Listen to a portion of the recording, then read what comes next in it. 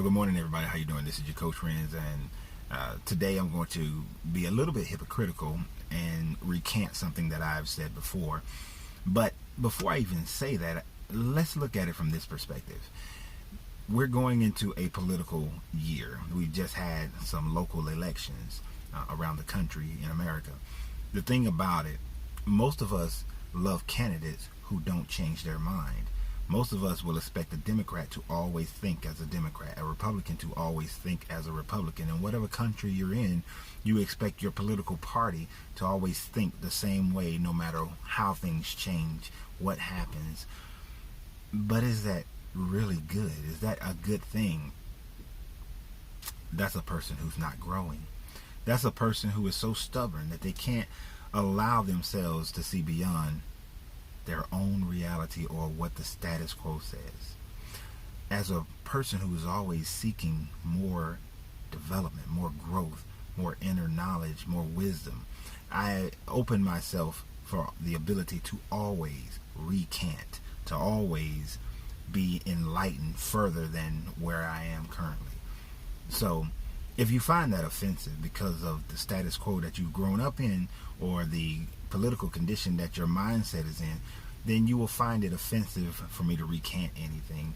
But my spiritual journeys, which is something I don't normally share with people, but I'm going to share with you today, my spiritual journeys has taken me to a point where there is one thing today that I'm going to recant. Although the journey that I've just been on over the last few days, there is many things that I can talk about.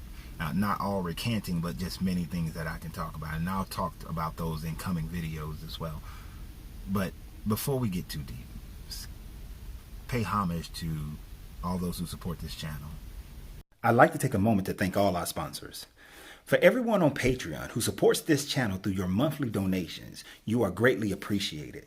And I look forward to providing you free content as well as exclusive live video chats. You will also be able to receive discounts on products from Uncle Renz Popcorn as well as coaching from Coach Renz.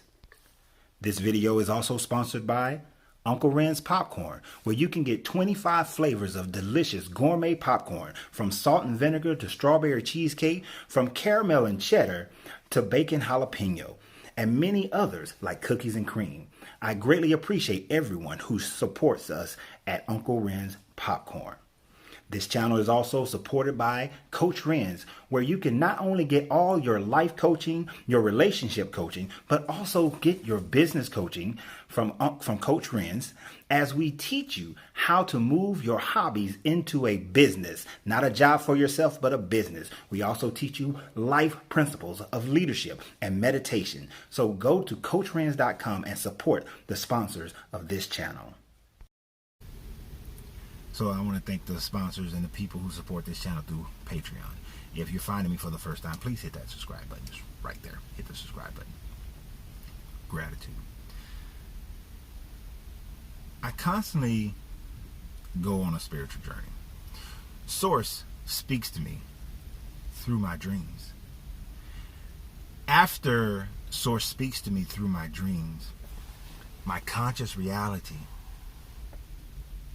validates it or gives me the interpretations thereof.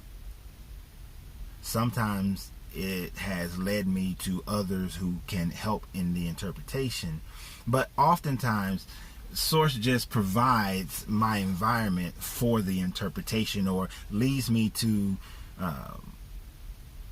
listening to a video, a song, reading a book, or witnessing an event that gives me my interpretation or further develops the vision. So over the last few days, I've had very deep visions. And in one of those visions, in one of those dreams, I came to realize that we search for ourselves.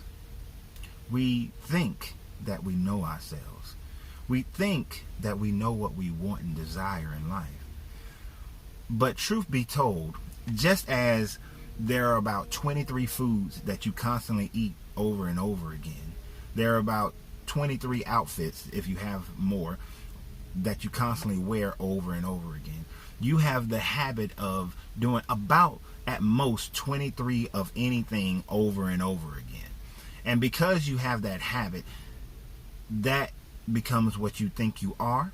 That becomes what you think you desire. That becomes what you think you know. But in truth, your body can consume more than 23 foods, 23 meals. You can make love more than 23 different types of ways. You can enjoy yourself in more than 23 different types of venues. There's more than 23 types of clothing and styles that you could wear. It actually goes into infinity. It goes beyond the scope of what you can conceive in your reality, but we think we know who we are. We think we know what we desire. We think we know so much about ourselves, but in truth, we don't. And why? Why do we not know what we desire? Why do we not know who we are? And one of the concepts, one of the things that we do to try to know ourselves is that for some, we pray. And for others, they meditate. I've often said that prayer is looking for a source outside yourself, while meditation is looking for a source inside yourself. And I still contend that that is exactly what that is, but I've often said that they are similar enough to be considered the same thing because they're looking for the same goal. But I come to realize that they're not. And there are a few things about them that makes them distinctive. As I said, prayer is looking for a source outside yourself. And is there a source outside yourself? No, there's not. There is actually no such thing as source outside yourself. There's no such thing as connection outside yourself. You see, when you open your third eye, you have to realize that you are connected to everything. That if you want to call it God, Creator, whatever you want to call it, you are connected to that which is. But at the same time, that which is also in you. You are not it, but you are a shard of it. I would even go as far as to say, and dare to say, that source doesn't know itself. And I know that offends many people. And I've said before, source knows source.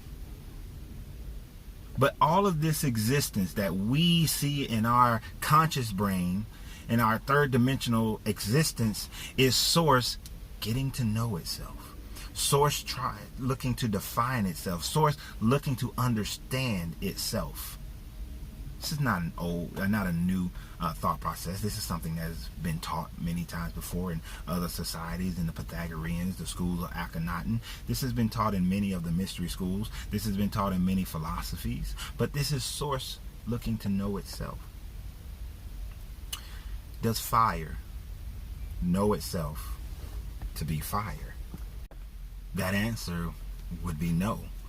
Fire doesn't know itself to be fire because fire cannot burn fire. Fire cannot heat fire. But in order for fire to know itself, it must give of itself. It must give out its heat. It must give out its burn. In order for a knife to know itself, it must give out its cut, its sharpened blade. In order for water to know itself, it must give of itself. So in order for source to know itself, it had to give of itself, had to pour itself out into our existence. And on this planet, with us being the highest form of consciousness that we know of, we are the closest to the consciousness of source. Although source knows itself as everything, experiences itself as everything in existence, we, for our level of understanding, are part of that process. So in order for source to know itself, source had to go within itself to know itself. It had to create within itself. In the Hermetic laws, the law of mentalism says that everything in creation starts with a thought. So everything in our creation is a thought of the Creator, is a thought of source, is thought energy. Thought energy materialized to our reality. So it is not that source went outside itself in order to know itself, but source went inside itself to know itself through its thought energy process, which is the only reason why we are a thought of source. Therefore, we are not source in itself, because if we were, then we would know ourselves to be source if we were the material aspect of source, but we are the thought energy of source. So then source can know itself through us, with us not knowing that we are source by not giving of its material self. In order for us to know ourselves, we have to replicate this same process, going within ourselves, which is why meditation is completely different. You see, if source had to go outside itself in order to know itself, if source had to go outside itself in order to create, then source would not be source, because there cannot be anything outside of the all. If all is all in all, and all are the all, then all cannot go outside itself to, it would not be all. It would not be the all anymore. So source cannot be source if it went outside of itself. So we cannot know ourselves by going outside of ourselves. We must go inside ourselves. Hence the difference between prayer and meditation. Prayer is going outside yourself, looking for self, looking to understand yourself through source. You must look inside yourself to know yourself. And by looking inside yourself, you'll be able to connect with source. Now, what's another difference between prayer and meditation? That I must recant my statement of prayer and meditation are effectively the same. Another difference between prayer and meditation is simply the fact of instruction compared to vibration and frequency. You see, prayer is, I'm looking to instruct the universe, you instruct God, instruct the creator, instruct source, instruct the all on how the universe should function, how my universe should function. Either I'm saying it through demand, I'm saying it through, but I'm looking for an outside. I'm looking for an outside. Now, have I prayed? Yes. But in my prayer, I know I'm demanding within myself. But when you pray and you're begging, or you're asking, or you're even demanding, but that demand is outside yourself, it is not the same as meditation. So even in my prayer, they are of meditation. I pray with my family. I pray with my loved ones, because we are of different religious backgrounds, but I will participate with them. But when I do it, my demand is a demand within self. It is never a demand outside of self. It is never a prayer in a way that we have done prayer, where it's more instructional. It's more lecture and not internal. And what I realized about meditation is that the reason why there are mantras is because you are getting into the frequency of source. You're getting into the frequency of what the reality that you are commanding in your life. You're getting into the frequency of balance. You're getting to the frequency of silence. You're getting to the frequency of abundance. You're getting to the frequency of connection. You're getting into the frequency of success. You're getting to the frequency of relationship. The frequency of whatever it is your meditation is purpose for, you're getting into that frequency. Even when you're just focused on breathing. Now, you will breathe without thought. But oftentimes in meditation, the first thing that you're doing is focusing in on your breathing, finding connection in your breathing, paying attention to the inner breath that you have. But whether you are paying attention or not, your body will breathe. As soon as you're done, your body continues to breathe. It is just you're taking that moment to get into the frequency of the breath. So if you're meditating with someone in relationship, you're getting into the frequency with that person. So the purpose of a mantra is the sound creates the vibration of the frequency. Whether you are chanting Om. The Om, as many Hindus and Buddhists say, is the sound of creation. The Om. connects to your crown chakra that releases your earthly attachments. So whether or not you are doing that, now if you're using chakras and you're thinking about your foundation chakra, it might yum. You're focusing on getting past or over a fear, moving beyond the fear, connecting to that part of you that walks without fear, that walks through that valley of the shadow of death without fear. Yum. Now, if that offends your senses because of your upbringing, because you are more focused on doctrine than you are on the work, the energy, the creation, the belief even of self, you're more focused on doctrine, then if you are Jewish, Christian, your frequency of connecting may be hallelujah. If that is your frequency, if that is the tone, but it's more about the tone, it's more about the words. If you're Muslim, then you know Allah, Allah, Allah, Allah, Allah, Allah, Allah, Allah, Allah, Allah. You may use that just as the Hare Krishna may use that. So you can use whatever suits you. But the chant, the mantra, is about the vibration and the frequency, whereas the prayer is about the instructions, which brings about a huge difference between the two. Now, this spiritual pathway that I take,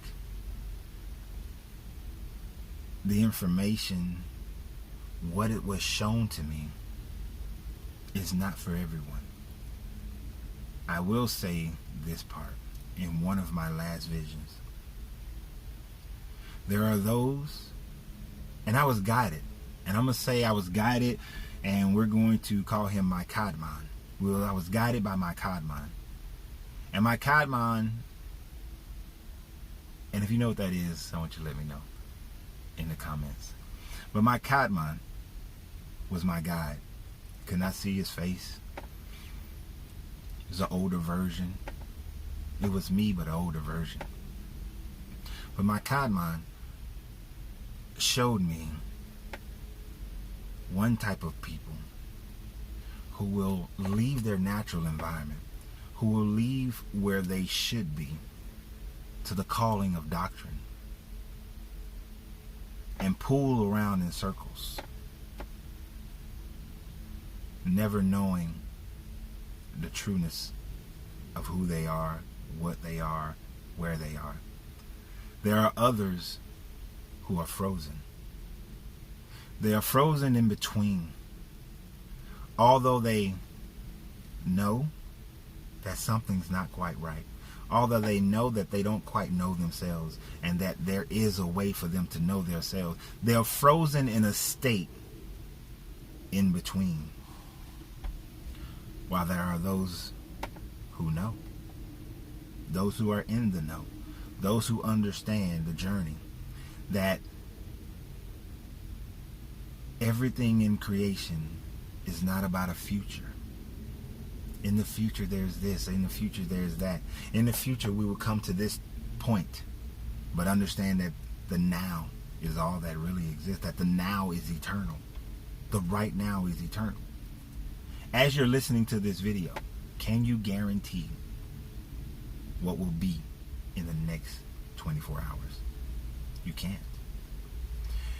You can say that you'll be going to work. You can say that you'll be in your home. You can say that you're going on vacation. You can say that you're going to dinner. You can say a lot of things that you're going to be doing. But at this very moment, a meteorite could be coming down, bearing on your house, and boom, strike you, and your 24-hour prediction was null and void. The only thing that is eternal is now. Even the past is not eternal. Get 10 people together who experience the same thing, and each one will have a different story of what happened, of what things were like, of what the environment was. Only the now is eternal. And as soon as the next minute comes, that minute is not the future, the minute is the now. Only the now is eternal. There are a few who understand these types of things. And those few go one of two ways. They stand at the shore and see all those swimming and pooling in, and feed them whatever they choose, and bludgeon some, but not too many, or otherwise the rest may realize it.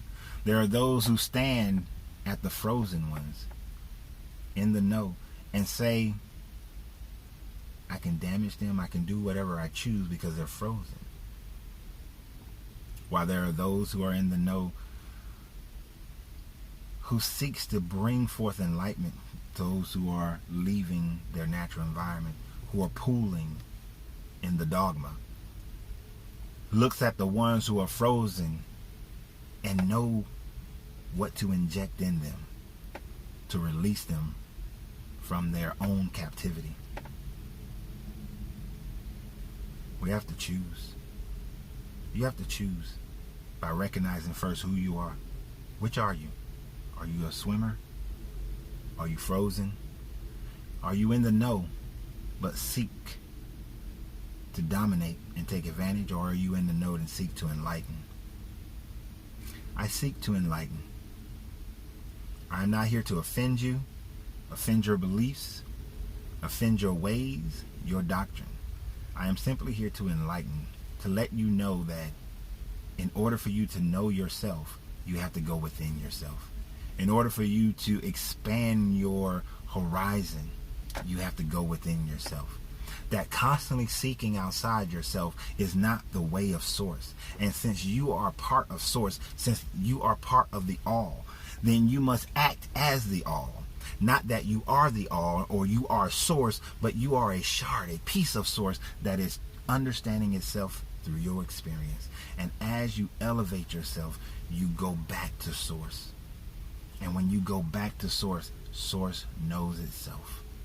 And then you truly know yourself, because you and Source become one again.